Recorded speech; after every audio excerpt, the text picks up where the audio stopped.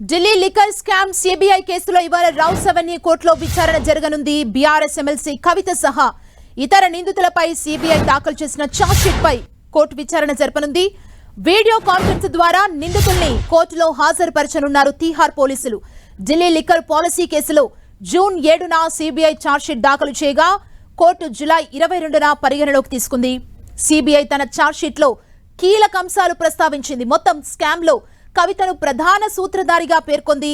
Liquor policy మద్యం వ్యాపారులకు అనుకూలంగా తయారు చేయించారని, అందుకోసం సౌత్ గ్రూప్ నుంచి 100 కోట్ల రూపాయల ముడుపులు సేకరించారని సిబిఐ ఆరోపించింది. ఆ సొమ్మును విజయ్ నాయర్ ద్వారా ఆమ్ ఆద్మీ పార్టీకి చేర్చడంలో కవిత సూత్రధారిగా పనిచేశారని సిబిఐ తెలిపింది. కవిత కోసం బుచ్చిబాబు, అభిషేక్ బోయిన్పల్లి, అరుణ్ పిల్లై, అశోక్ కౌశిక్ పనిచేశారని సిబిఐ చెప్పింది. లిక్కర్ వ్యాపారంలో భాగస్వామ్యం కోసం కవితకు మాగుంట రాఘవ, శరత్ రెడ్డి డబ్బు సమకూర్చారని సిబిఐ ఛార్జ్షీట్ లో పేర్కొంది. కవిత సహకారంతో ఢిల్లీ లిక్కర్ వ్యాపారంలో శరత్ రెడ్డి, మాగుంట శ్రీనివాసులు రెడ్డి రిటైర్డ్ జోన్స్ పొందారని, ఇందుకోసం కవితకు డబ్బు ఇవ్వగా ఆ డబ్బు హవాలా ద్వారా ఆప్ గోవా ఎన్నికల్లో ఖర్చు చేసిందని సిబిఐ ఛార్జ్షీట్ లో పేర్కొంది.